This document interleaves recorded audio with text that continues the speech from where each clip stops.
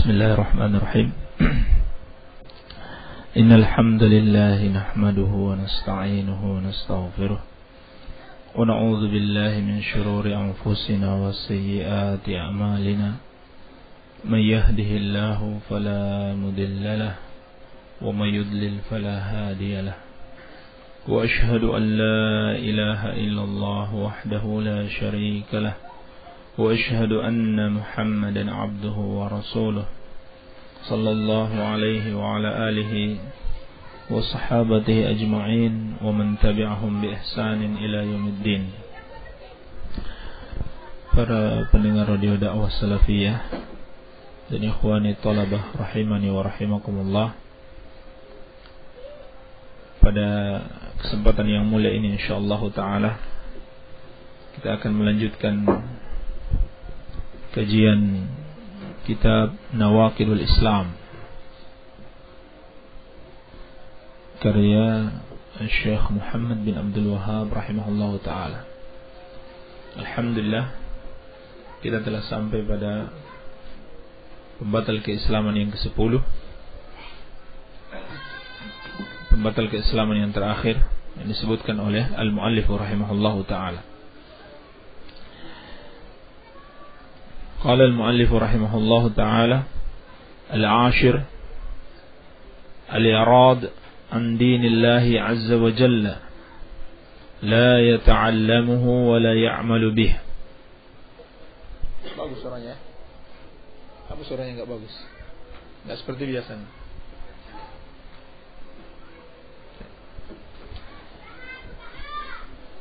Qala al-muallif rahimahullahu ta'ala, pembatal keislaman yang ke-10, al-i'rad an dinillahi azza wa jalla. Coba. Al-i'rad an dinillahi azza wa jalla, berpaling dari agama Allah subhanahu wa ta'ala. La yata'allamuhu wa la ya'malu bih. Cara berpalingnya dengan tidak mau mempelajarinya, tidak pula mengajarkannya. Wad dalilu qauluhu ta'ala, dalilnya adalah firman Allah subhanahu wa ta'ala. Hilang suaranya. Hilang.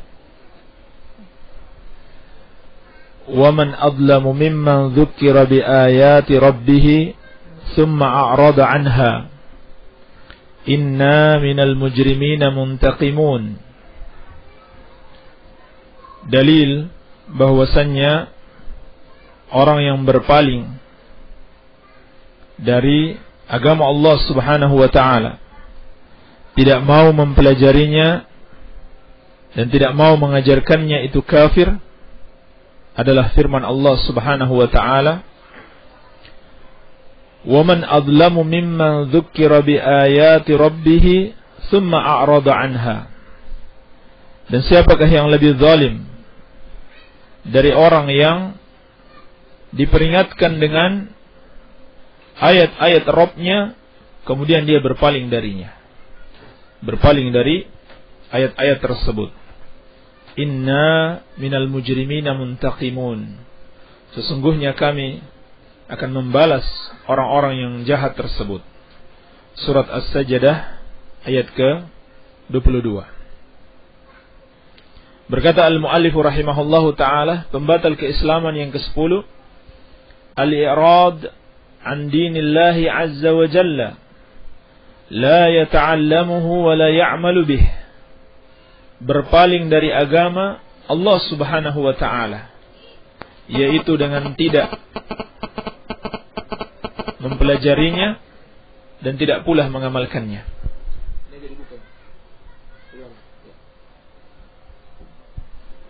Baik. Berpaling dari agama Allah subhanahu wa ta'ala dengan tidak mau mempelajarinya dan tidak mau mengamalkannya merupakan sebab kekafiran seseorang. Wad dalilu qauluhu ta'ala, dalilnya adalah firman Allah subhanahu wa ta'ala, وَمَنْ أَظْلَمُ مِمَّنْ ذُكِّرَ بِآيَاتِ رَبِّهِ ثُمَّ أَعْرَضَ عَنْهَا. Dan siapakah yang lebih zalim dari orang yang telah diperingatkan dengan ayat-ayat Rabb-nya, lalu dia berpaling darinya, berpaling dari ayat-ayat tersebut. Inna minal mujrimina muntaqimun. Sesungguhnya kami akan membalas orang-orang yang berdosa tersebut. Surat As-Sajdah ayat ke-22. Baik. Inilah pembatal keislaman yang ke-10, pembatal keislaman yang terakhir dari risalah Nawaqidul Islam. Namun, sebagaimana telah kita isyaratkan di awal, pembatal keislaman bukan 10 ini saja. Hanya saja beliau menyebutkan 10 ini karena inilah yang paling banyak dilakukan oleh manusia, atau ini merupakan usul, pokok-pokok yang menyebabkan seorang itu menjadi murtad atau keluar dari agama Islam. Sedangkan pembatal keislaman itu masih banyak yang lain. Baik. Dan inilah pembatal keislaman yang terakhir, yang ke-10 dari risalah ini. Berkata al-muallif rahimahullahu ta'ala, pembatal keislaman yang ke-10 yaitu berpaling dari agama Allah Subhanahu wa ta'ala. Bagaimana cara berpalingnya? Seorang tidak mau mempelajari agama Allah Subhanahu wa ta'ala dan tidak mau pula mengamalkannya. Hal ini menyebabkan kafirnya seorang hamba. Berdasarkan dalil yang jelas, dalil yang tegas, peringatan Allah Subhanahu wa ta'ala dalam Al-Quran, dalam surat As-Sajdah ayat ke-22, وَمَنْ أَظْلَمُ مِمَّنْ ذُكِّرَ بِآيَاتِ رَبِّهِ ثُمَّ أَعْرَضَ عَنْهَا. Dan siapakah yang lebih zalim dari orang yang telah diperingatkan kepadanya ayat-ayat Rabb-nya, pengajaran tentang agama, ثُمَّ أَعْرَضَ عَنْهَا, kemudian dia berpaling darinya. Inna minal mujrimina muntaqimun. Sesungguhnya kami akan membalas orang-orang yang mujrim tersebut. Demikian pula dalam ayat yang lain, yaitu dalam surat Taha ayat ke-123, Allah Subhanahu wa taala berfirman, "Wa man a'rada 'an dzikri fa inna lahu ma'isyatan dhanka." Dan barang siapa yang berpaling dari peringatanku, yakni dari agama Allah, dari mempelajari ayat-ayat Allah Subhanahu wa taala dan sunnah Rasulnya sallallahu alaihi wasallam, fa inna lahu ma'isyatan dhanka, maka baginya penghidupan yang sempit. Penghidupan yang sempit dalam kehidupan di dunia ini. Wa nahsyuruhu yaumal qiyamati a'ma, dan kami bangkitkan dia pada hari kiamat dalam keadaan buta. Qala rabbi lima hasyartani a'ma wa qad kuntu basira. Lalu dia mengatakan, wahai Rabbku, kenapa engkau bangkitkan aku dalam keadaan buta, padahal dulu aku bisa melihat. Qala kadzalika atatka ayatuna fanasitaha wa kadzalika al-yawma tunsa. Lalu kata Allah Subhanahu wa taala, demikianlah dahulu telah datang kepadamu ayat-ayat kami, lalu engkau melupakannya, maka hari ini engkau pun dilupakan. Menunjukkan bahwasannya orang yang berpaling dari agama Allah Subhanahu wa ta'ala, tidak mau belajar agama, apalagi mengamalkannya, maka dia murtad, kafir, keluar dari Islam. Iya. Sebab dia telah berpaling dari agama Allah Subhanahu wa ta'ala, sehingga dia tidak mungkin bisa mengamalkan tauhid dengan benar atau menjauhi perbuatan syirik kalau dia tidak mengetahui seperti apa itu tauhid dan yang mana kesyirikan. Oleh karena itu, ulama menjelaskan yang dimaksud oleh Asy-Syaikh rahimahullahu taala bukan semua bentuk berpaling dari agama Allah Subhanahu wa taala. Tetapi yang dimaksudkan oleh Syekh rahimahullahu taala berpaling dari agama Allah, tidak mau mempelajari dan mengamalkannya, yang termasuk kekufuran, itu ada dua bentuk. Bentuk yang pertama, al-iradu bil kulliyah min usulid din wa tafasilihi ba'da ma dzukkira biha. Al-iradu bil kulliyah min usulid din wa tafasilihi ba'da ma dzukkira biha. Yang dimaksud dengan kekafiran apabila orang berpaling dari agama Allah, tidak mau mempelajari dan tidak mau mengamalkannya, adalah berpaling secara menyeluruh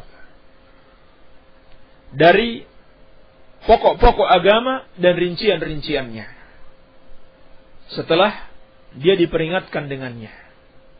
Ini yang termasuk dengan kekafiran, yaitu apabila seorang tidak mau sama sekali mempelajari sedikit pun dari ajaran agama, baik masalah usuluddin, masalah-masalah yang pokok dan sangat mendasar dalam agama, seperti ilmu tentang Allah dan ilmu tentang Rasulnya sallallahu alaihi wasallam dan ilmu tentang agama Islam. Yang mana tiga hal inilah yang akan ditanyakan kepada seseorang ketika dia dikuburkan. Iya.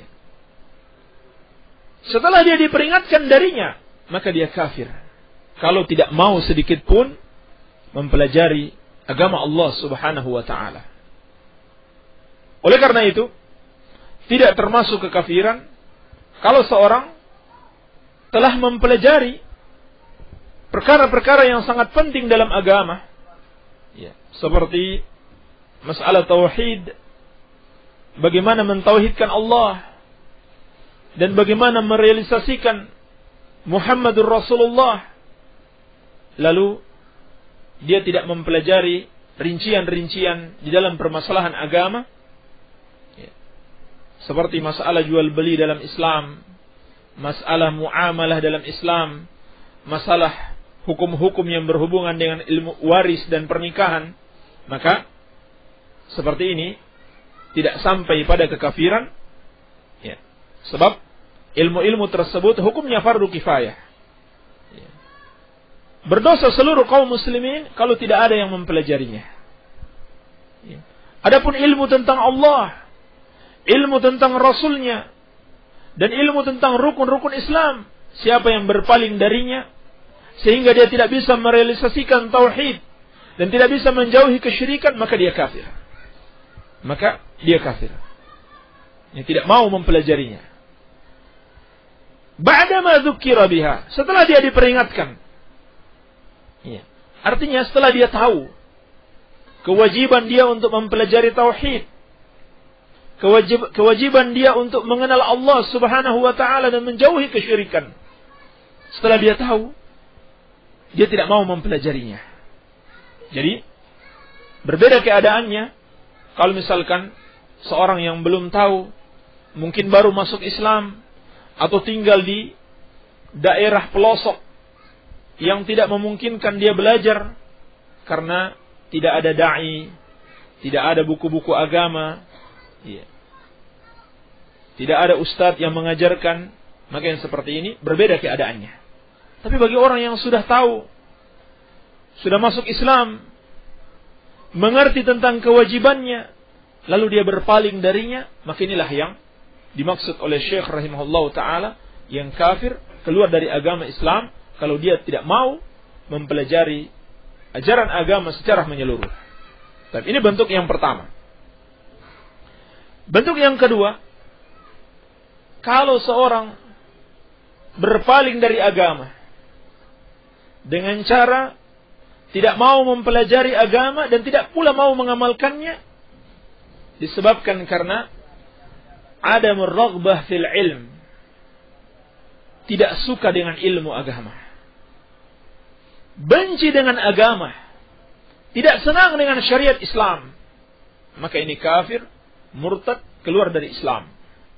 Dan ini sudah kita bahas pada pembatal keislaman yang kelima, yaitu man abghada syai'an mimma jaa'a bihi ar-rasul sallallahu alaihi wasallam walau 'amila bihi kafar. Barang siapa yang membenci suatu yang dibawa oleh Nabi sallallahu alaihi wasallam, walaupun dia mengamalkannya, maka dia kafir berdasarkan kesepakatan seluruh ulama. Karena Allah Subhanahu wa taala berfirman, "Dzalika bi annahum karihu ma anzalallah fa ahbata a'malahum." Mereka kafir karena mereka membenci apa yang diturunkan Allah, lalu Allah Subhanahu wa taala menghapus amalan-amalan mereka. Iya. Dan perinciannya sudah kita bahas pada pembatal keislaman yang kelima. Baik. Jadi inilah dua bentuk kekafiran yang dimaksud di dalam bab ini tentang orang yang berpaling dari agama Allah Subhanahu wa taala, tidak mau mengamalkannya, tidak mau mempelajarinya. Iya. Maka apabila seseorang berpaling dari agama Allah Subhanahu wa taala, tidak mau mempelajarinya, yakni tidak mau mempelajari tafasiluddin, ya, rincian-rincian di dalam agama, ya, seperti yang telah kita sebutkan tadi, bukan karena dia tidak senang, bukan karena dia tidak suka, ya, dia senang dengan ilmu agama, cuma terkadang karena malas, ya, karena kesibukan, maka hal ini tidak sampai mengeluarkannya dari Islam. Hanya saja ini termasuk perkara yang tercela. Termasuk perkara yang tercela. Iya. Sebab menuntut ilmu agama wajib bagi setiap muslim. Iya. Dan berkata Abdullah bin Mas'ud dan juga Abu Darda radhiyallahu taala anhuma, "Ughdu 'aliman aw muta'alliman aw mustami'an aw muhibban wa la takunil khamisa fatahlik." Para sahabat berkata, jadilah engkau seorang alim, aw muta'alliman, atau seorang muta'allim, seorang yang mempelajari agama, aw mustami'an, ataupun sekedar mendengarkan, aw muhibban, ataupun mencintainya, mencintai ilmu dan mencintai para ulama. Ya, walaupun belum bisa menuntut ilmu dengan baik, tetapi minimal ada kecintaan di dalam kita kepada ilmu dan kepada para ulama, sehingga kita tidak menolak ilmu dan ulama, ya, karena kita tidak suka dengan ilmu tersebut. Ya. Lalu kata Abdullah bin Mas'ud dan juga Abu Darda radhiyallahu taala anhuma, "Wala takunil khamisa fatahlik." Janganlah menjadi yang kelima, yakni bukan alim, bukan muta'allim, bukan mustami', bukan pula orang yang mencintai, karena engkau akan binasa. Iya. Jadi apabila seorang membenci ilmu agama, membenci syariat, tidak mau mempelajari dan mengamalkannya, maka ini termasuk perbuatan kekafiran kepada Allah Subhanahu wa taala. Baik. Inilah pembatal keislaman yang ke-10. Kemudian pada bagian penutup, Asy-Syaikh rahimahullahu taala berkata, "Wala farqa fi jami'i hadhihi an-nawaqid bainal hazili wal jadi wal khaif." Dan tidak ada bedanya, kata beliau, pada seluruh pembatal-pembatal keislaman ini, antara orang yang main-main dan bersungguh-sungguh. Orang yang main-main itu orang yang tidak bermaksud dengan hatinya. Demikian pula orang yang bersungguh-sungguh, memang dia bermaksud dengan hatinya. Sama. Kalau dia melakukan pembatal-pembatal keislaman ini sekedar main-main atau serius, sama hukumnya dia kafir. Ini seperti sudah kita bahas dalam pembatal keislaman yang ke-6 tentang firman Allah Subhanahu wa taala, "Wala in sa'altahum la yaqulunna innama kunna nakhudu wa nal'ab." Kalau kamu tanya kepada mereka tentang apa yang mereka katakan, mereka pasti akan menjawab, kami cuma sekedar bersenda gurau dan bermain-main. Lalu kata Allah Subhanahu wa taala, "Qul abillahi wa ayatihi wa rasulihi kuntum tastahzi'un la ta'tadhiru qad kafartum ba'da imanikum." Apakah dengan Allah, dengan ayat-ayatnya dan dengan Rasulnya kalian bermain-main, kalian memperolok-olok? Tidak usah kalian mencari-cari alasan. Kalian telah kafir setelah keimanan kalian. Menunjukkan bahwasannya dalam masalah ini tidak boleh main-main. Orang yang main-main, maupun dia serius, bersungguh-sungguh dalamnya, dia bermaksud, sama saja. Hukumnya kafir, murtad, keluar dari Islam kalau dia melakukan perbuatan kekafiran ini. Iya. Namun yang kita maksudkan di sini, bahwa orang yang main-main, yang tidak bermaksud dengan hatinya, adalah yang memang sengaja melakukannya. Adapun yang tidak sengaja, maka tidak termasuk kekafiran. Seperti di dalam hadis yang sahih diceritakan tentang seorang yang kehilangan perbekalannya di dalam perjalanan. Lalu dia temukan kembali, ya, setelah dia putus asa, dia sudah mau menunggu kematian, ya. Lalu dia temukan kembali perbekalannya dengan kendaraannya sekaligus. Karena saking senangnya dia mengatakan, "Ya Allah, anta abduka wa ana rabbuk." Wahai Allah, engkau adalah hambaku dan aku adalah Rabbmu. Dia tidak sengaja mengucapkan tersebut karena saking senangnya. Maka yang seperti ini tidak termasuk di dalam kekafiran. Maksudnya di sini orang yang bermain-main, yang tidak bermaksud dengan hatinya, namun dia sengaja mengucapkan. Dia sengaja mengucapkan. Bukan sesuatu yang tidak dia sengaja dan bukan pula karena paksaan. Baik. Kemudian kata beliau rahimahullahu taala, wal khaif. Demikian pula orang yang takut. Hanya karena takut kepada makhluk, lalu dia melakukan perbuatan kekafiran, maka dia kafir. Bukan alasan yang boleh baginya melakukan perbuatan kekufuran hanya karena takut kepada makhluk. Illal mukrah, kecuali orang yang dipaksa. Ini berbeda orang yang takut dan orang yang dipaksa. Terkadang orang yang takut belum dipaksa, dia sudah takut duluan. Jadi termasuk kafir apabila seorang hanya karena takut lalu melakukan amalan kekafiran. Namun orang yang dipaksa ini diberikan pengecualian. Apabila seorang dipaksa melakukan suatu amalan kekafiran, namun hatinya tetap beriman, maka dia tidak sampai pada perbuatan kekafiran kepada Allah Subhanahu wa taala. Berdasarkan dalil firman Allah Subhanahu wa taala, "Man kafara billahi min ba'di imanihi illa man ukriha wa qalbuhu mutmainnun bil iman." Dalam surat An-Nahl ayat ke-106. Allah Subhanahu wa taala berfirman, barang siapa yang kafir kepada Allah setelah imannya, illa man ukriha wa qalbuhu mutmainnun bil iman, kecuali orang yang terpaksa sedangkan hatinya tetap di dalam keimanan. Ini ayat ini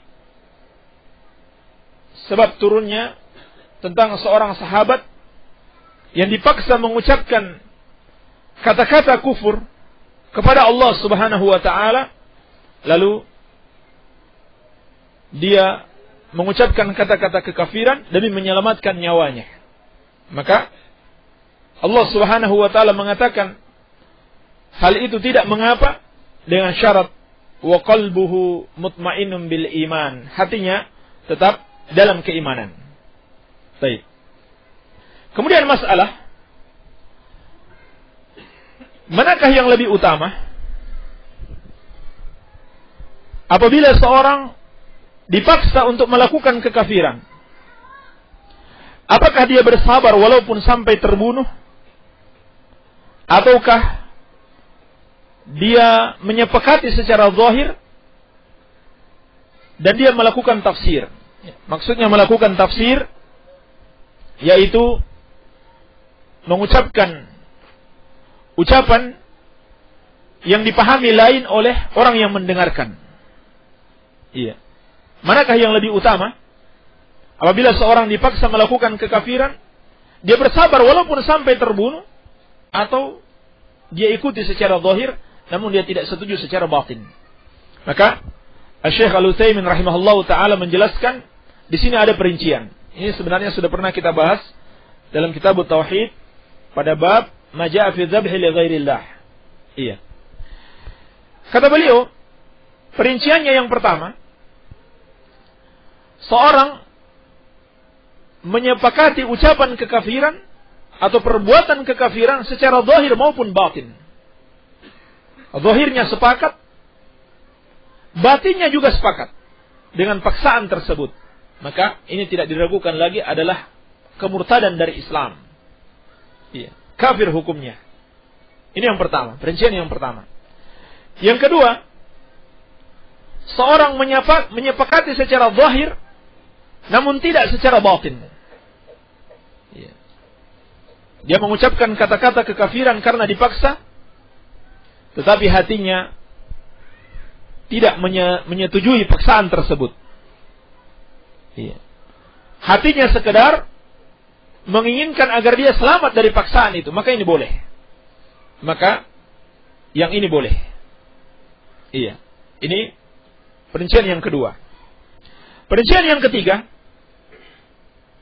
apabila seorang tidak menuruti paksaan tersebut.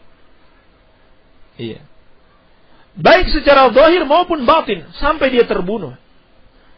Maka ini juga boleh karena ini bagian dari kesabaran. Ini bagian dari kesabaran. Iya. Andaikan seorang dipaksa mengucapkan kata-kata kekafiran, lalu dia tidak mau mengucapkan. Iya. Demikian pula dalam hatinya dia tidak mau mengakui kekafiran tersebut sampai dia terbunuh. Maka hal ini dibolehkan di dalam syariat. Karena itu termasuk bagian dari kesabaran. Tetapi kata beliau rahimahullahu ta'ala, Syekh Al-Utsaimin, manakah yang paling afdal? Seorang bersabar sampai dia terbunuh, ataukah dia menyepakati secara zahir saja? Ya. Jadi pilihan mana? Pilihan kedua atau ketiga yang mau dipilih? Kalau pilihan pertama, jelas merupakan kekafiran.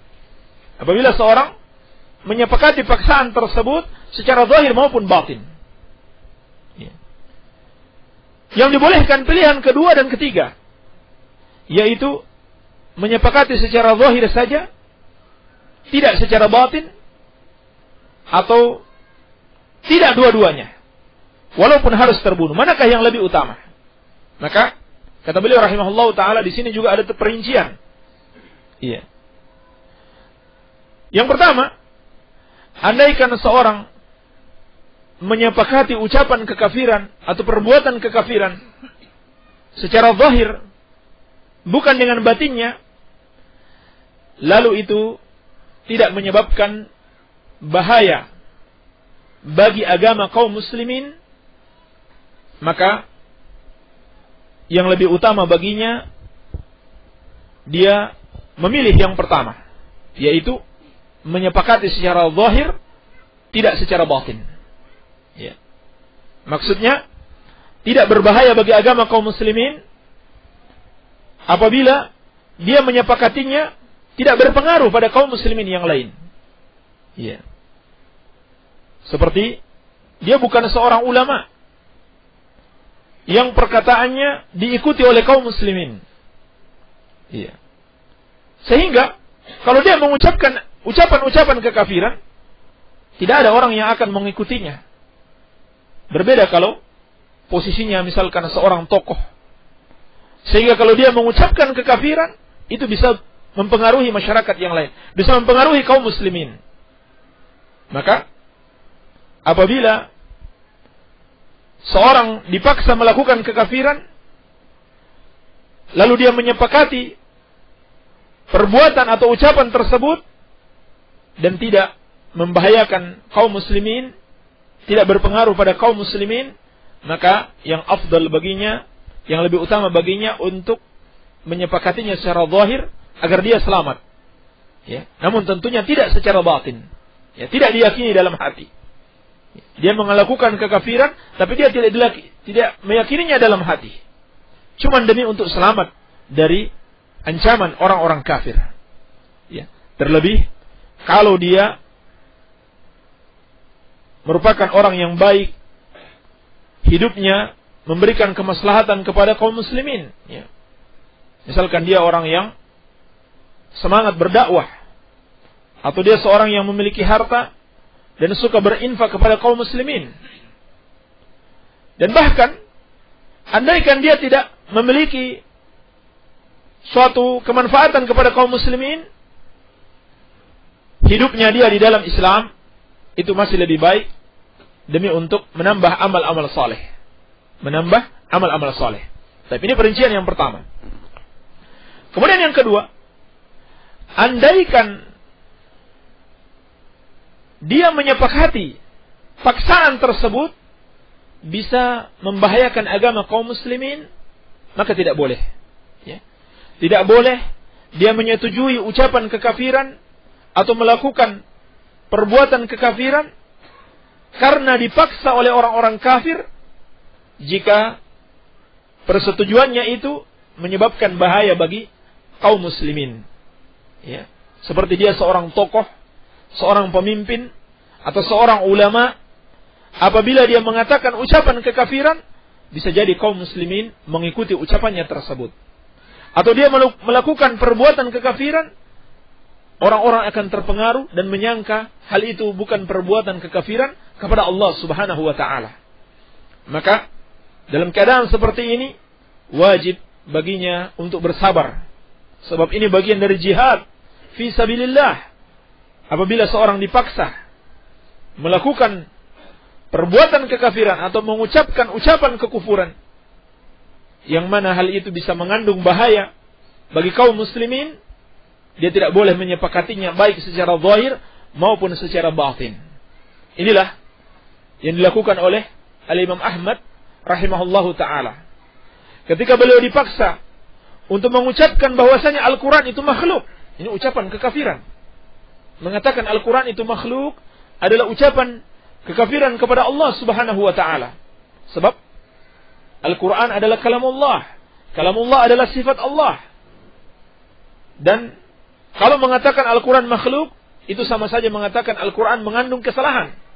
Sebab makhluk mesti mengandung kesalahan.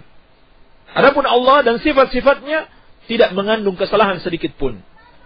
Maka di antara para ulama, ketika menghadapi paksaan, ketika itu, pemerintah ketika itu, yang terpengaruh dengan pemikiran Jahmiyah dan Mu'tazilah, di antara para ulama ada yang mentakwil, seperti yang dilakukan oleh Al-Imam Syafi'i rahimahullahu ta'ala. Ketika beliau diuji, apakah beliau mengikuti akidah Al-Quran itu makhluk ataukah kalamullah, maka beliau menunjuk 4 jarinya dan beliau mengatakan Zabur, Taurat, Injil dan Al-Quran semuanya ini adalah makhluk, ya, sambil menunjuk 4 jarinya. Dan yang beliau maksudkan 4 jarinya tersebut adalah makhluk, bukanlah kitab-kitab yang Allah Subhanahu wa ta'ala turunkan tersebut. Ini dari kepintaran Al-Imam Syafi'i rahimahullahu ta'ala agar selamat dari paksaan tersebut. Iya. Dan sebagian ulama yang lainnya menyepakati secara zahir, tapi tidak secara batin.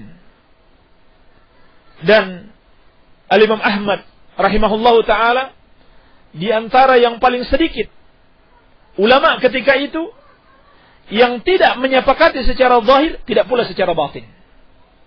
Sebagai akibatnya, beliau dipenjara bertahun-tahun dan dicambuk, bahkan diancam untuk dibunuh. Iya. Sampai suatu ketika datang seorang murid beliau dan mengatakan, wahai imam, ucapkan seperti yang dilakukan oleh ulama yang lainnya. Ucapkan secara zahir bahwa Al-Quran itu makhluk, tapi hatimu mengingkari. Maka kata Imam Ahmad rahimahullahu ta'ala, lihat keadaan kaum muslimin. Ternyata kaum muslimin menunggu-nunggu ucapan Imam Ahmad. Apa yang dikatakan Imam Ahmad itu akan mereka ikuti. Berarti, coba antum cek. Colokannya ini. Baiknya, colokannya ini. Ya. Baik. Andaikan Imam Ahmad mengucapkan Al-Quran adalah makhluk, maka kaum muslimin ketika itu akan mengikuti ucapan Al-Imam Ahmad rahimahullahu ta'ala, sebab beliau sebagai seorang tokoh, sebagai seorang panutan. Jadi, ucapan tersebut akan menyesatkan kaum muslimin. Ya. Pada akhirnya, beliau bersabar sampai melewati 3 kepemimpinan khilafah pada waktu itu. Al-Imam Ahmad berada dalam penjara dan disiksa oleh penguasa ketika itu, sampai Allah Subhanahu wa ta'ala mendatangkan pertolongannya, berganti kepemimpinan penguasa yang keempat yang mengikuti manhaj Ahlus Sunnah wal Jamaah dan meyakini Al-Quran itu adalah kalamullah, bukan makhluk. Lalu Al-Imam Ahmad rahimahullahu ta'ala dibebaskan. Jadi kesimpulannya, dalam keadaan seperti ini, seorang yang dipaksa melakukan kekafiran, dia tidak boleh menyepakatinya apabila dia menyepakatinya akan bisa membahayakan akidah kaum muslimin. Baik. Ini perincian di dalam masalah dipaksa melakukan kekafiran. Lalu kata beliau rahimahullahu ta'ala sebagai penutup, wa kulluha min a'zami ma yakunu khatara. Dan semua pembatal-pembatal keislaman ini di antara perkara yang paling besar bahayanya. Ya. Di antara perkara yang paling besar bahayanya. Ya. Artinya maksud beliau, masih ada yang lain yang bahaya, yang termasuk kekafiran. Juga kata beliau, wa min aktsari ma yakunu wuqu'a. Dan yang paling banyak terjadi. Ya. Di 10 pembatal keislaman ini yang paling banyak terjadi. Artinya, masih ada pembatal keislaman yang lain, cuman ini yang paling berbahaya dan paling banyak terjadi. Iya. Oleh karena itu, wajib bagi kita mempelajari akidah Islam, mempelajari tauhid, mengetahui bentuk-bentuk kekafiran dan kesyirikan kepada Allah, agar kita mengetahui apa saja yang bisa menyebabkan seorang itu murtad, untuk kita hindari. Ya. Dan kita peringatkan saudara-saudara kita jangan sampai melakukan hal-hal yang bisa membuat dia murtad dari Islam. Lalu kata beliau rahimahullahu ta'ala, fayanbaghi lil muslim ay yahzaraha. Maka wajib bagi setiap muslim untuk berhati-hati darinya. Wa yakhafa minha ala nafsih. Dan takut jangan sampai dia terjatuh pada perbuatan kekufuran tersebut. Na'udzubillahi min mujibati ghadabihi.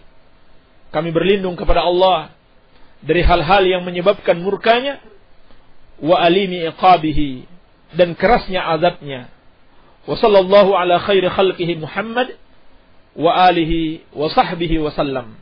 Beliau menutup risalahnya dengan salawat dan salam kepada Rasulullah sallallahu alaihi wa alihi wasallam, keluarganya dan para sahabatnya. Alhamdulillah, kita telah selesai dari kitab Nawaqidul Islam, pembatal-pembatal keislaman, yang berisi 10 pembatal keislaman karya Al-Imamul Allama Syekhul Islam Al-Mujaddid Al-Mujahid Al-Syekh Muhammad bin Abdul Wahhab rahimahullahu ta'ala. InsyaAllah ta'ala kita akan lanjutkan pembahasan berikutnya masih pada Rasail Syekh Muhammad bin Abdul Wahhab pada kitab Ba'du Fawaid min Suratil Fatihah, mulai besok hari insyaallah taala. Ini yang bisa Anda sampaikan. Semoga ada manfaatnya. Wabillahi taufik. Walhamdulillahi rabbil alamin.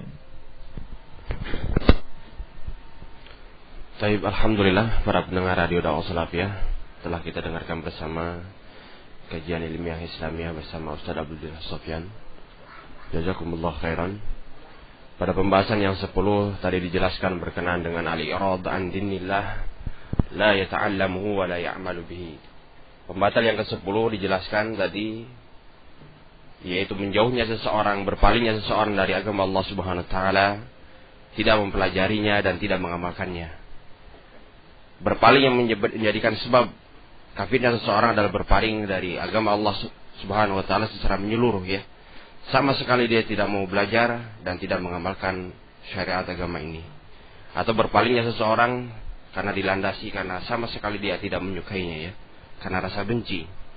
Tapi para pendengar Radio Dakwah Salafiyah yang semoga dimuliakan Allah Subhanahu wa taala, semoga poin-poin dari nawaqidul Islam, pembatal-pembatal keislaman ini sangat bermanfaat untuk kita semua dan untuk kita lebih berhati-hati lagi.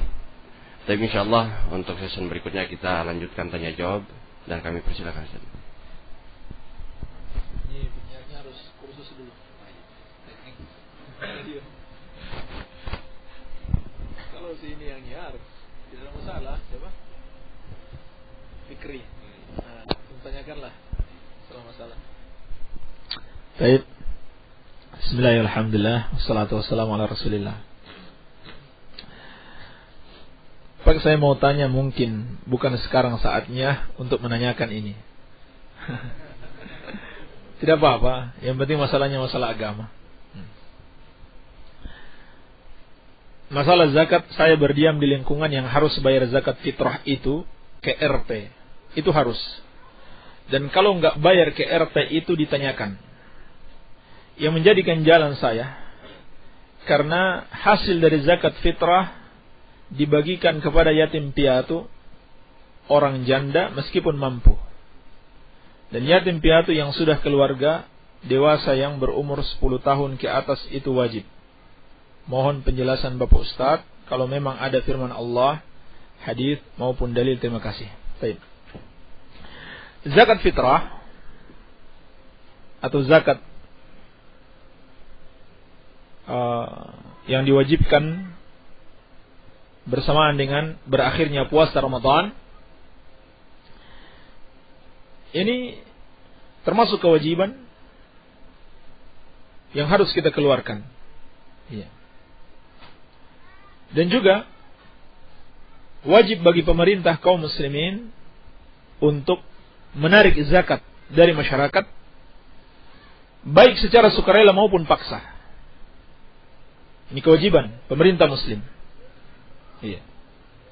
Bukan pajak yang diambil dari masyarakat, tapi zakat. Baik secara sukarela maupun terpaksa.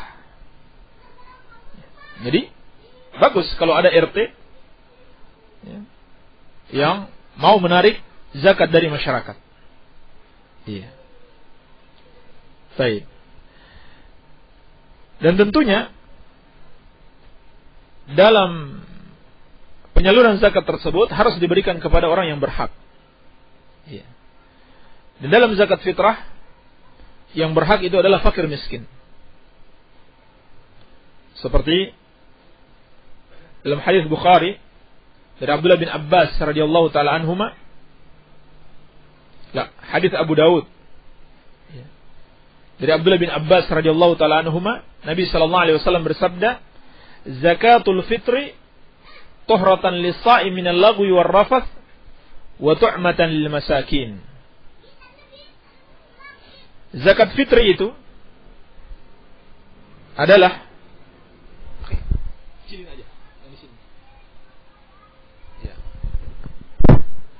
Zakat fitri itu adalah penyuci bagi orang yang berpuasa dari perbuatan-perbuatan sia-sia maupun perbuatan-perbuatan yang keji selama dia berpuasa.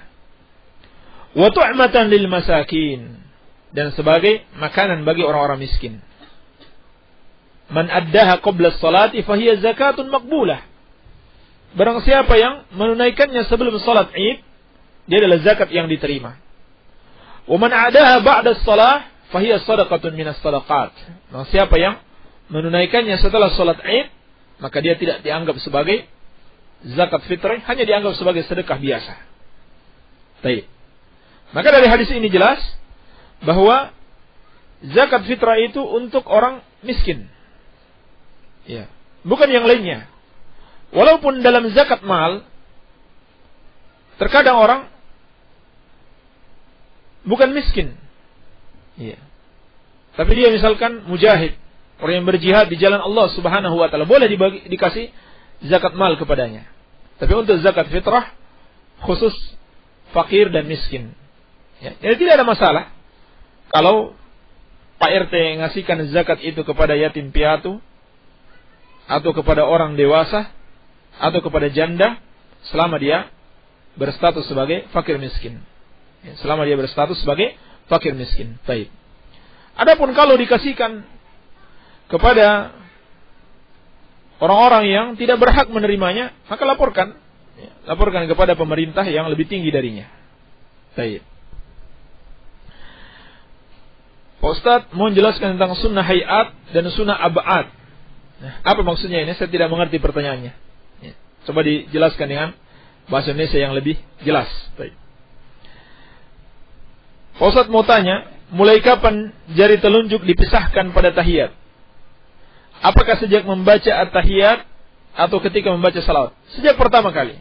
Sejak membaca tahiyat. Tidak ada dalil hal itu dilakukan setelah membaca salawat. Ya. Yang ada dalil dalam riwayat Muslim, kana Nabi sallallahu alaihi wasallam yabsutu kaffahu al-yusra ala rukbatihi al-yusra wa yaqbidu asabi'ahu kaffihi al-yumna kullaha wa yushiru bi usbu'ihi allati talil ibham ila al-qiblah wa yarmi bi basarihi ilaiha. Dalam hadis riwayat Muslim disebutkan bahwasanya Nabi sallallahu alaihi wasallam ketika beliau duduk tahiyat, beliau meletakkan tangan kirinya di atas lutut kirinya, lalu tangan kanannya di atas lutut kanannya, lalu beliau menggenggam jari jemarinya, lalu beliau berisyarat dengan jari telunjuknya dan beliau melihat ke arah jari telunjuk tersebut. Ya, beliau berisyarat ke arah kiblat. Nah, di sini menunjukkan hal itu dilakukan pertama kali. Ya, ketika mulai tahiyat sudah beliau langsung berisyarat. Adapun ketika membaca salawat, anda tidak tahu dalilnya. Wallahu a'lam. Apakah hukum karma itu dalam Islam? Apakah hukum karma itu ada dalam Islam? Lalu bagaimana menangkalnya? Ya, istilah hukum karma tidak ada dalam Islam. Ya. Yang ada dalam Islam, Allah Subhanahu wa taala akan membalas perbuatan-perbuatan dosa yang dilakukan seorang hamba baik di dunia maupun di akhirat. Baik di dunia maupun di akhirat. Iya. Apabila dosa itu tidak sampai pada derajat kesyirikan kepada Allah Subhanahu wa taala. Ya. Adapun dosa-dosa yang dibawa kesyirikan di akhirat kelak bisa saja Allah ampuni kalau Allah menghendaki. Jadi tidak dibalas sama sekali. Tidak dibalas sama sekali. Iya. Bisa saja Allah ampuni kalau Allah menghendaki. Demikian pula perbuatan dosa Allah tidak balas di dunia, itu bisa saja apabila seorang hamba benar-benar bertobat kepada Allah Subhanahu wa taala. Kemudian apabila dosa seorang hamba dibalas di dunia dengan ditimpakan berbagai macam musibah kepadanya, lalu dia bersabar dan dia tidak marah dengan musibah-musibah tersebut, maka ini akan menjadi penghapus dosa-dosanya, sehingga di akhirat kelak dia tidak akan mendapat lagi balasan atas dosa-dosanya tersebut. Makanya lebih baik dibanding disiksa di akhirat. Iya. Dan ini tentunya berbeda dengan konsep hukum karma, ya, dalam agama lain. Ya, kalau hukum karma mungkin pasti, ya, menurut keyakinan mereka pasti akan didapatkan oleh seseorang. Ya. Tapi kalau dalam Islam, andaikan seorang itu bertobat, bisa saja Allah Subhanahu wa taala tidak lagi membalas dosanya, baik di dunia maupun di akhirat kelak. Iya. Kalau dia benar-benar bertobat. Adapun kalau dia tidak bertobat, maka itu pun bisa saja Allah ampuni apabila Allah menghendaki. Karena Allah berfirman, "Innallaha la yaghfiru ayyushraka bihi wa yaghfiru ma duna dzalika liman yasha." Sesungguhnya Allah tidak akan mengampuni dosa menyekutukannya dan mengampuni dosa yang lebih ringan daripada itu bagi siapa yang Dia kehendaki. Artinya kalau Allah menghendaki, ya, asalkan bukan dosa kesyirikan atau kekafiran kepadanya, Allah akan ampuni. Iya. Asuransi jiwa dibolehkan enggak dalam syariat? Asuransi jiwa ataupun asuransi rumah, harta perdagangan, ini dibolehkan kalau sifatnya ta'awuniyah, ya, sifatnya sekedar tolong menolong. Iya. Adapun asuransi yang banyak dipraktekkan sekarang itu kebanyakan menyelisih syariat, ya, seperti dalam asuransi jiwa misalkan, kalau seorang setiap bulan menyetorkan, ya, sejumlah uang, ya, menyetorkan sejumlah uang, lalu dia meninggal dunia, lalu keluarganya mengambil melebihi apa yang dia setorkan, ini riba namanya. Ini riba. Ini tidak boleh. Demikian pula kalau seorang menjaminkan toko misalkan, ya, menjaminkan tokonya pada asuransi, disetor tiap bulan, lalu tokonya terbakar, lalu asuransi memberikan kepadanya melebihi dari apa yang sudah dia setorkan, maka ini tidak boleh. Ini termasuk riba. Ini termasuk riba. Baik.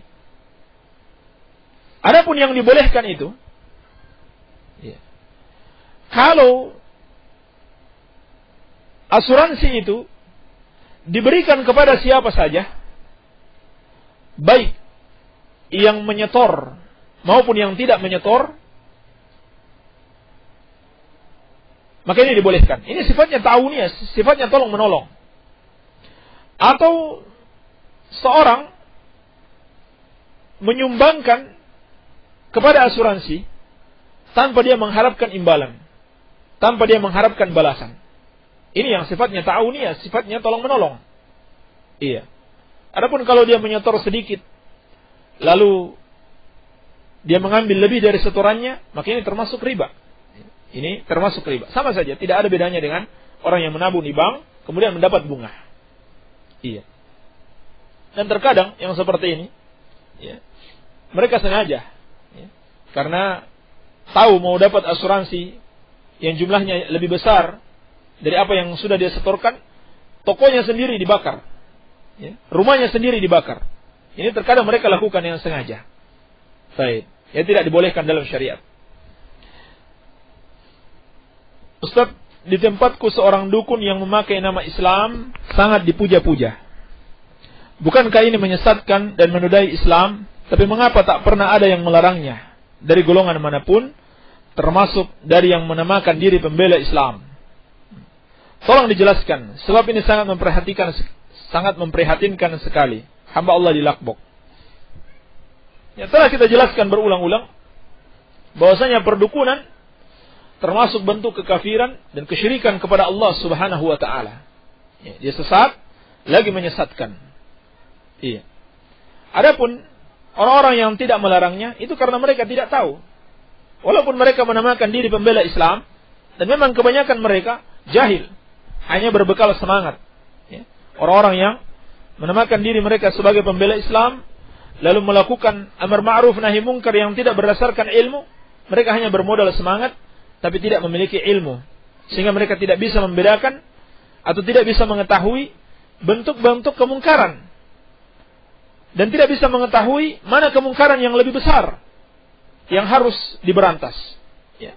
Seperti kita lihat mereka mendatangi tempat-tempat maksiat, ya, seperti diskotik. Iya. Tapi pemujaan terhadap kuburan mereka tidak melakukan amar ma'ruf kepada mereka. Ya. Malah tokohnya ketika terjadi penggusuran kuburnya siapa?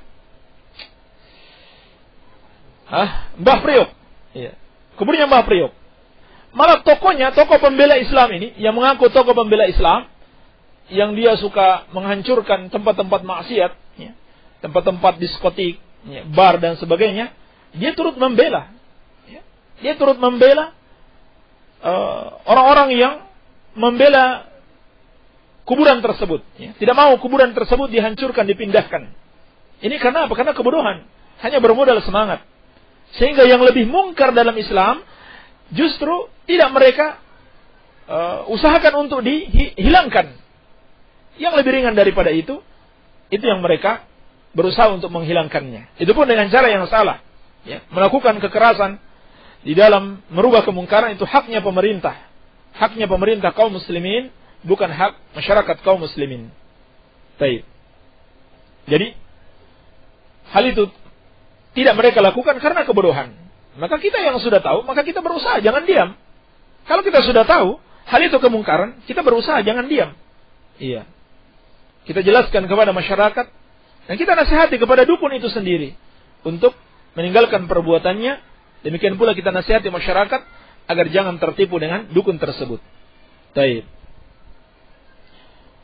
Ustaz, saya punya tetangga orang agama Buddha, mau hajatan. Saya disuruh bantuin pekerjaan yang ada di situ.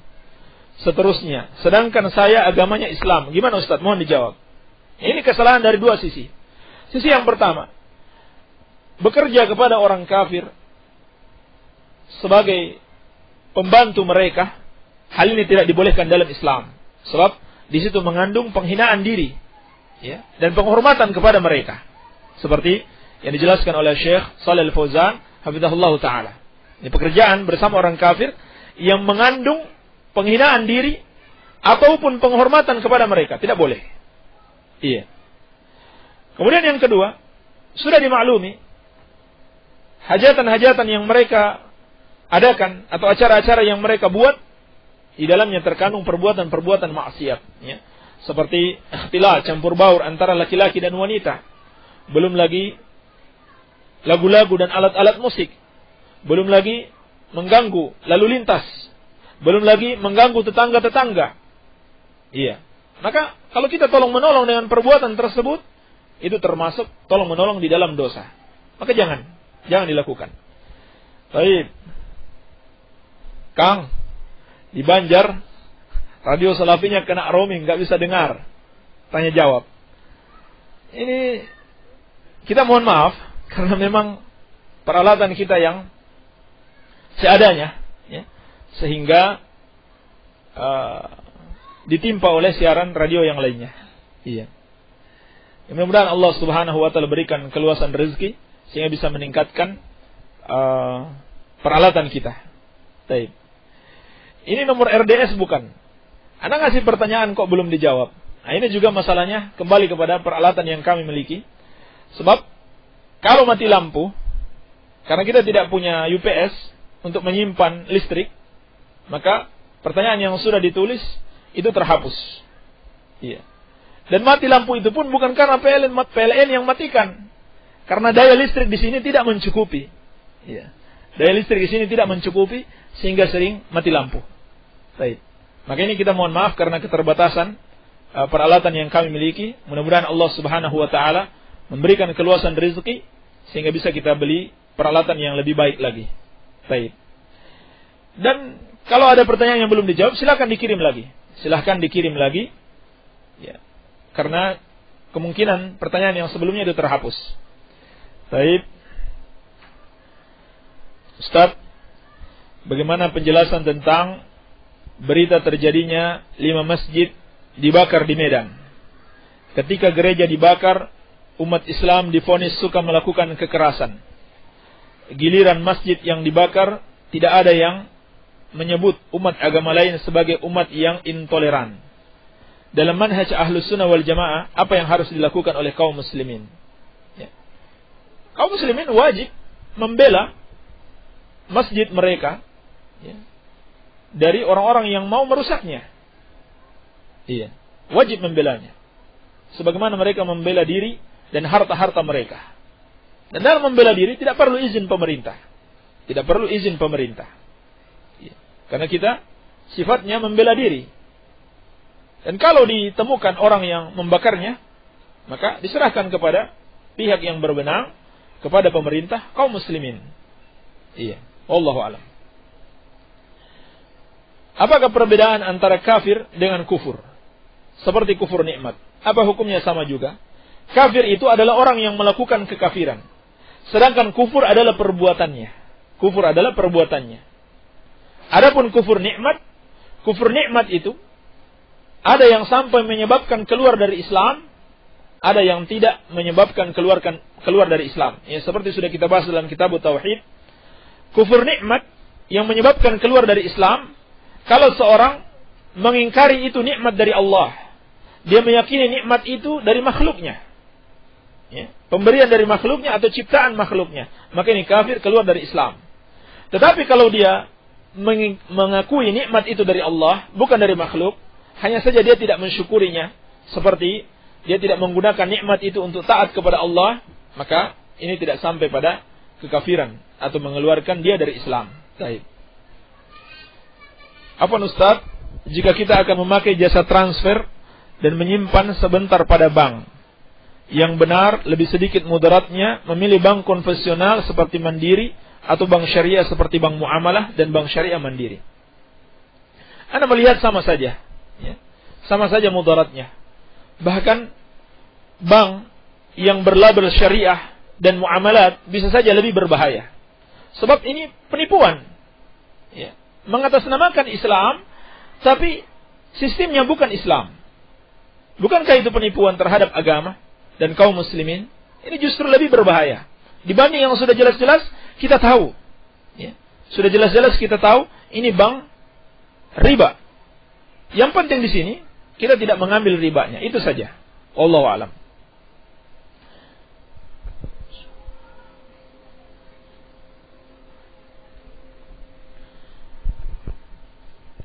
Ustaz, apakah maksud dari surga itu di bawah naungan pedang? Ya, seperti dalam hadis Abdullah bin Abi Awfah radhiyallahu taala anhu.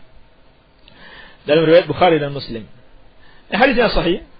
Maksudnya adalah di antara sebab masuknya seorang ke dalam surga adalah jihad, ya, adalah jihad fisabilillah, atau dia mati dalam berjihad fisabilillah, ya, mati dengan pedang, itu maksudnya.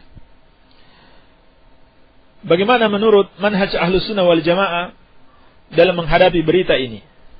Menteri Kesehatan Palestina membenarkan pasukan Zionis menggunakan senjata terlarang secara internasional pada agresi terbaru kemarin. 19 orang tewas, 100 lainnya luka-luka. Satu dari 19 orang yang syahid adalah salah satu komandan Brigade Al-Qassam.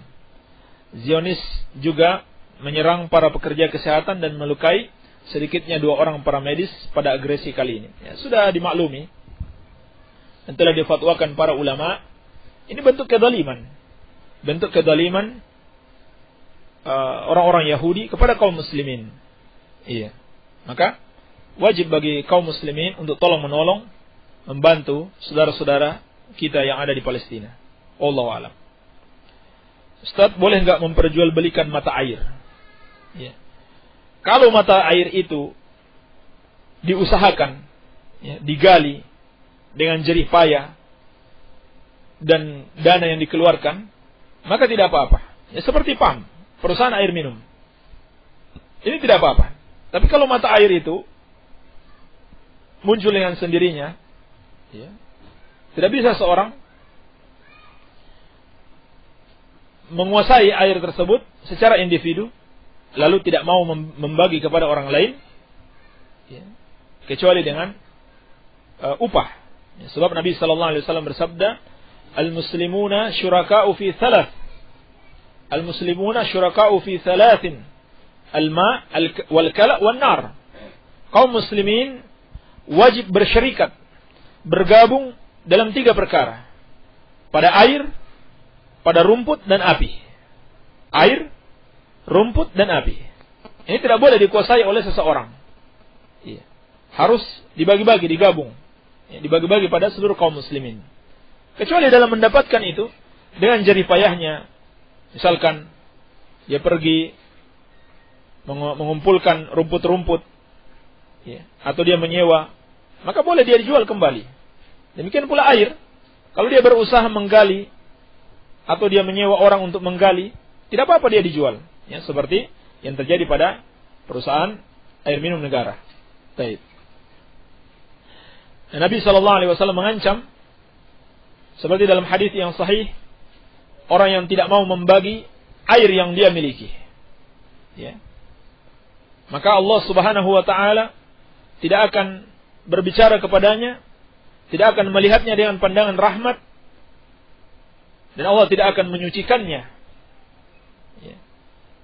Yaitu rajulun mana'a fadla ma'in, seorang yang menghalangi air yang lebih, ya, melebihi kebutuhannya.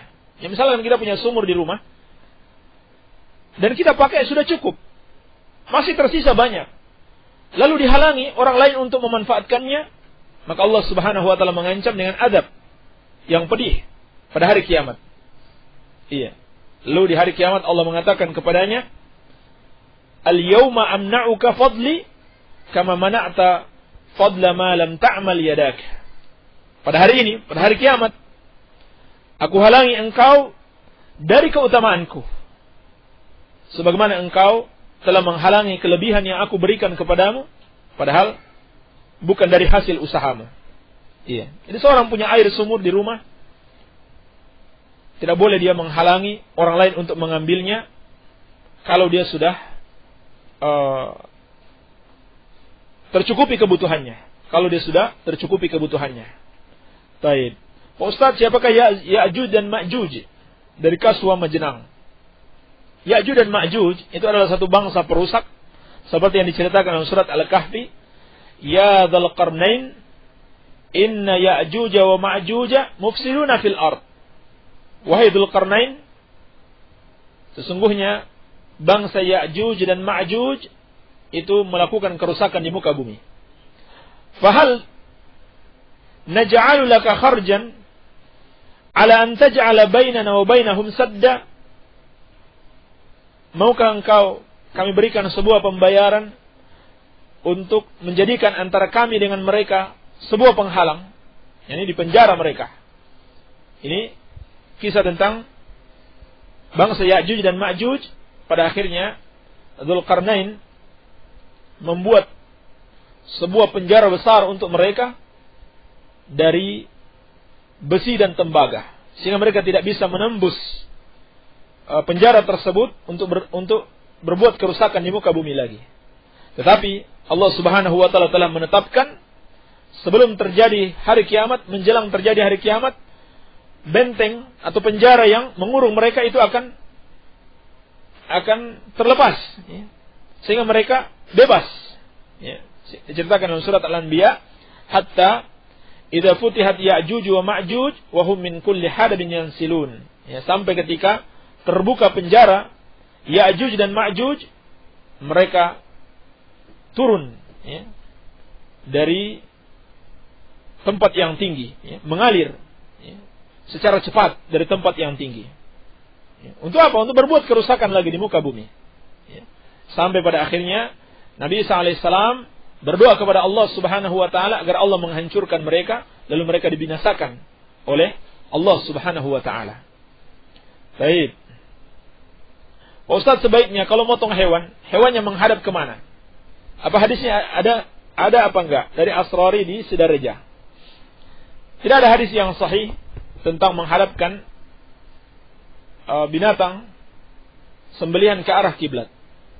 Namun lebih baik dihadapkan ke sana, sebab ada asar yang sahih dari Nafi, dari Abdullah bin Umar radhiyallahu taala anhuma, bahwasanya beliau tidak suka memakan sembelihan ketika disembelih tidak diarahkan ke arah kiblat. Ya, sebagaimana diriwayatkan oleh Abdul Razzaq dan Imam Al-Baihaqi. Ini asar yang sahih. Baik. Namun andaikan seorang tidak menghadapkannya ke arah kiblat, tidak juga mengapa. Ya, sembelihannya sah, sepanjang dia mengucapkan bismillah, ya, dan menyembelih dengan adab-adab sembelihan yang sesuai dalam Islam. Baik. Kalau saya nggak salah dengar, waktu itu kata Ustadz, yang rajih mengucapkan as-salatu khairum minan naum saat azan subuh. Kalau ada yang mengucapkan pada azan awal itu bagaimana? Apakah termasuk bid'ah? Ini khilaf para ulama. Ya, sebagian menganggap pada azan awal, yakni azan pada fajar kadhib, dan sebagian menganggap pada azan fajar shadiq, pada azan subuh. Dan memang yang kita rajihkan yang benar pada azan subuh, ya, berdasarkan dalil-dalil yang ada. Dan ini pendapat Syekh bin Baz rahimahullahu taala, al-lajnah daimah, demikian pula Syekh Al-Utsaimin rahimahullahu taala. Tetapi andai kana seorang berpendapat atau mengikuti pendapat ulama, hal itu dilakukan pada azan awal berdasarkan dalil-dalil yang dia pahami, yang dia ikuti, yang lebih dia kuatkan, maka tidak ada celaan, ya. Tidak ada celaan atasnya. Demikian pula sebaliknya, tidak ada celaan kalau memang itu berdasarkan dalil yang dia pahami dan dia ikuti. Baik, wallahu a'lam. Pak Ustadz, apakah bujangan juga harus memelihara jenggot dan memanjangkannya? Sama saja. Bujangan sudah menikah harus mengikuti ajaran Islam yang dituntun oleh Rasulullah sallallahu alaihi wasallam, dan beliau telah bersabda, "Uful liha wa ufus syawarib." Ya. Panjangkanlah jenggot dan potonglah kumis. Mencakup yang sudah menikah maupun bujangan. Baik. Dan yang bujangan gak usah takut, ya, dengan jenggotnya. Insya Allah tambah ganteng, ya, kalau pakai jenggot. Baik.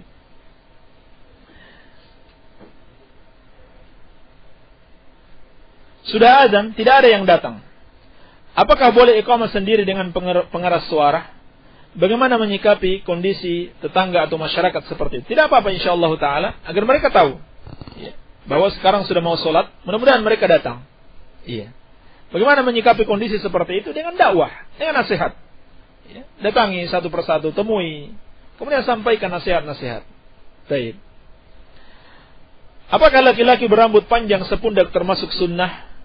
Dengan dalil dalam hadis dan sejarah bahwa sebagian para rasul dan nabi dan orang-orang zaman dahulu biasa sering berambut panjang sepundak. Mohon penjelasan yang pasti. Penjelasan yang pasti itu bukan termasuk sunnah yang disyariatkan untuk diikuti.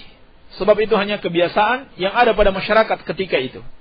Ini yang dirajihkan oleh Syekh Al-Utsaimin rahimahullahu taala, seperti sudah kita pernah bahas dalam masalah pakaian, ya.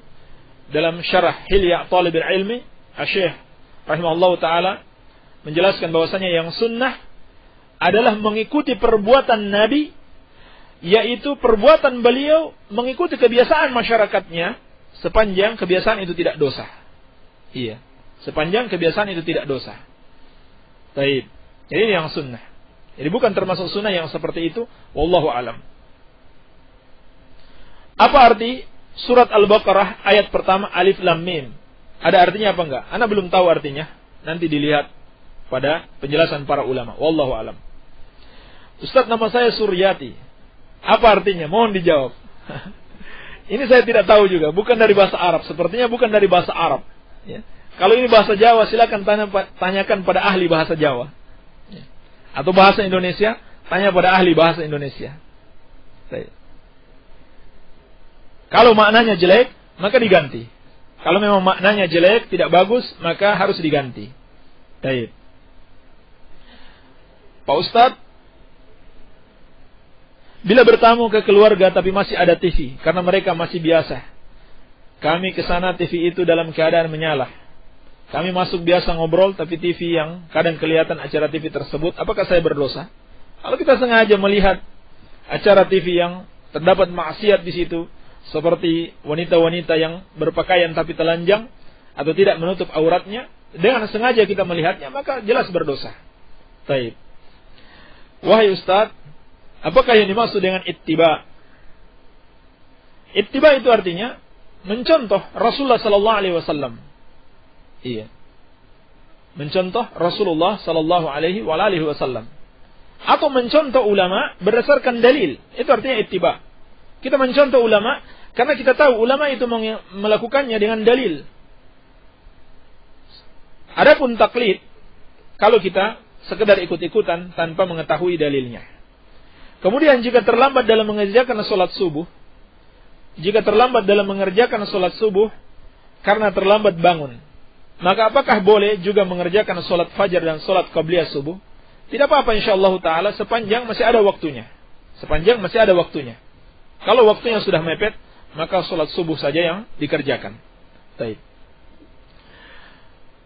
Ustaz Afwan, ana menanyakan di toko Herba Nur milik Ustaz, jika ada dijual produk obat herba dari HPA, bagaimana sistem penjualannya? Mengingat HPA dalam pemasarannya memakai sistem MLM syariah. Yang sudah kita jelaskan, yang mereka namakan MLM syariah itu tidak benar. Sebab kenyataannya masih bertentangan dengan syariat Islam. Adapun di toko kami, kebetulan tidak ada produk ini.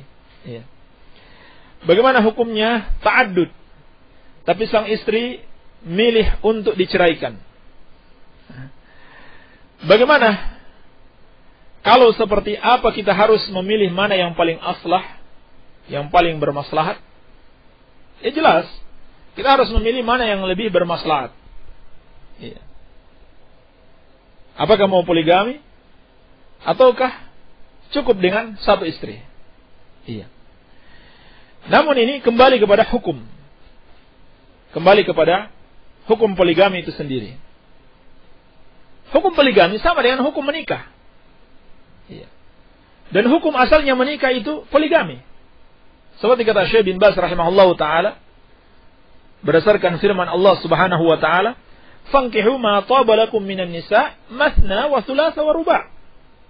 Kata Allah Subhanahu wa taala, nikahi wanita-wanita yang kalian sukai 2, 3 atau 4. Perhatikan, Allah katakan mulai dari 2, bukan mulai dari 1. Nikahi wanita yang kalian sukai 2 sekaligus. Artinya, memang hukum asalnya menikah itu lebih dari 1. Dan itu yang afdal, itu yang sunnah. Seperti yang dijelaskan oleh Syekh bin Baz rahimahullahu taala. Lalu kalau dalam keadaan seperti yang ditanyakan, maka kembali kepada hukumnya. Hukum asalnya memang sunnah. Namun hukum pernikahan, demikian pula hukum poligami itu bisa saja menjadi wajib. Dalam keadaan seorang khawatir, kalau dia tidak poligami, bisa-bisa dia berselingkuh, melakukan perzinahan, berhubungan suami istri bukan dengan pasangannya yang sah. Maka dalam keadaan seperti ini, wajib baginya untuk berpoligami. Kalau orang-orang kafir tidak ada masalah berselingkuh. Yang penting pernikahan satu istri. Ini yang diinginkan oleh orang-orang kafir. Sehingga rusak rumah tangga kaum muslimin. Sehingga tersebar perzinahan di tengah-tengah kaum muslimin. Maka Islam memberikan solusi. Bahkan memberikan perintah. Andaikan seorang khawatir, takut terjatuh pada perzinahan, maka dia harus memilih yang lebih aslah dari sisi ini. Dari sisi jangan sampai dia terjatuh pada perzinahan. Demikian barangkali ini yang bisa kita jawab. Semoga ada manfaatnya. Lebih dan kurangnya ana mohon maaf. Subhanaka Allahumma bihamdika asyhadu an la ilaha illa anta astaghfiruka wa atubu ilaik. Wa sallallahu ala nabiyyina Muhammadin wa alihi wasallam. Walhamdulillahi rabbil alamin. Baik, alhamdulillah wa jazakumullahu khairan kepada Al-Ustaz Abu Abdillah Sofyan yang telah menyampaikan jawaban-jawaban dari pertanyaan para pendengar Radio Dakwah Salafiyah yang semoga dimuliakan Allah SWT. Tapi insyaallah kita akan bertemu kembali pada esok hari insyaallah. Dan bagi para pendengar Radio Dakwah Salafiyah yang hendak mengirimkan pertanyaan, silakan Anda kirimkan di 08353 020304 020304. Taib ya. Subhanakallahumma bihamdika asyhadu an la ilaha illa anta astaghfiruka wa atubu ilaik. Wassalamualaikum warahmatullahi wabarakatuh.